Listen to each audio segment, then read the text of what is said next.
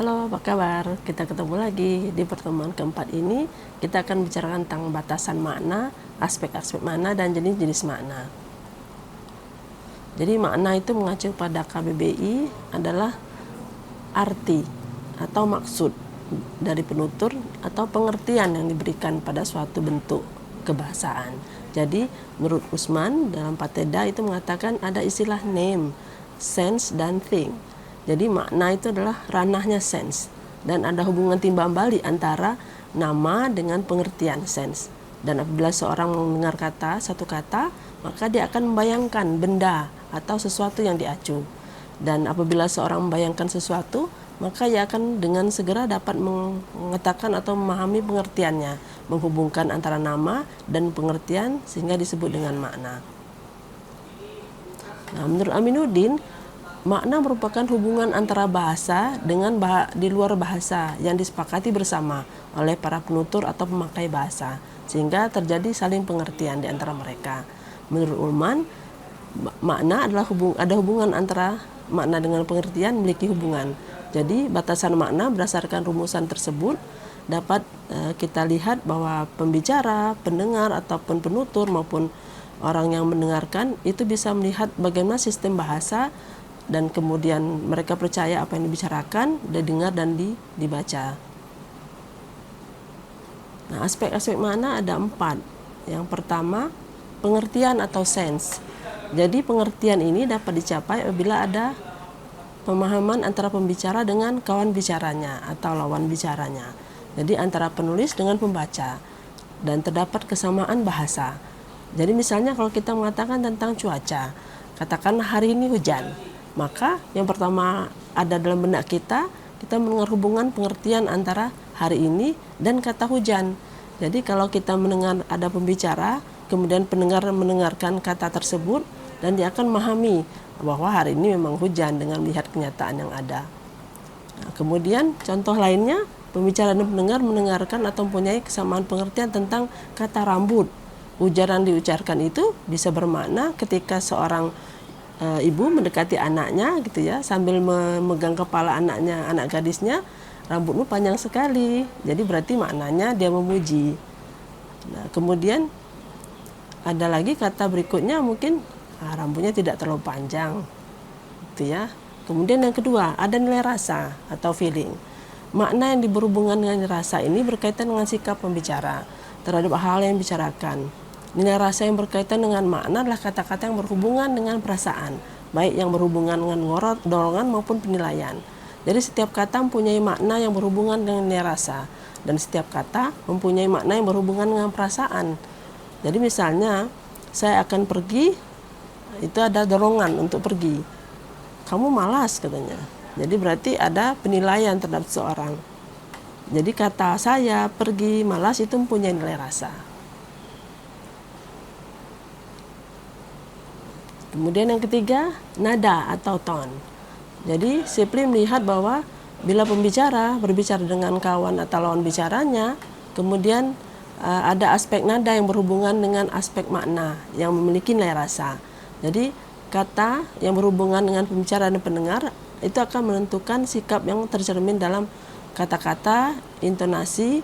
Kadang kalau kita jengkel gitu ya, kemudian penutur mendengarkan kata-kata yang kita ucapkan, maka dia akan memahami bahwa seorang itu nada bicara atau intonasinya itu berubah.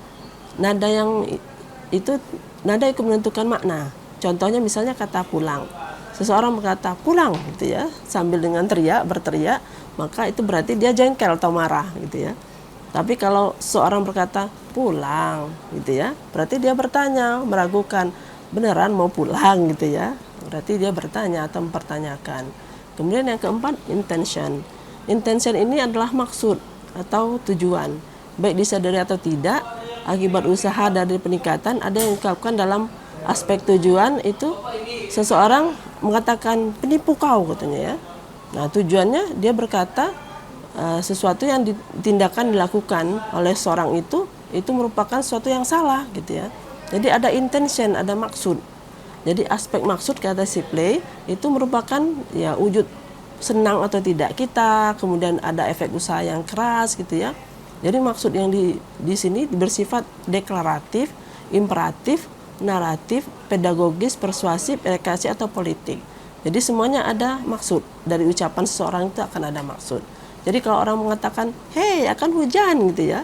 Nah, pembicara ini mengatakan orang, "Ayo cepat kita pulang," gitu ya. Atau "Ayo bawa payung," gitu ya. Hari mau hujan gitu ya. Atau "Tunggu dulu, hari mau hujan, kita tunggu saja," gitu ya.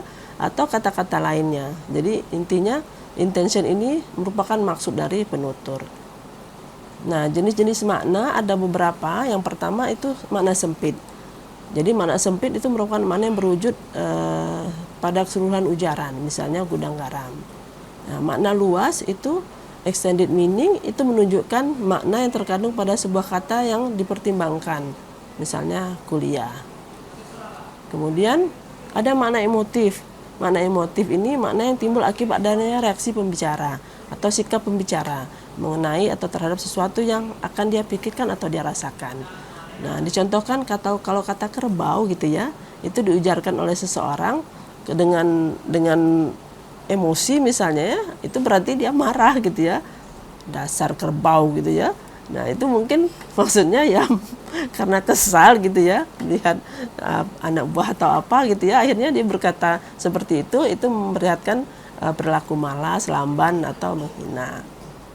Nah, demikian pula dengan makna emotif, yaitu makna kata yang timbul akibat emosi seseorang. Jadi makna emotif itu cenderung mengacu pada hal yang bisa positif, bisa juga negatif.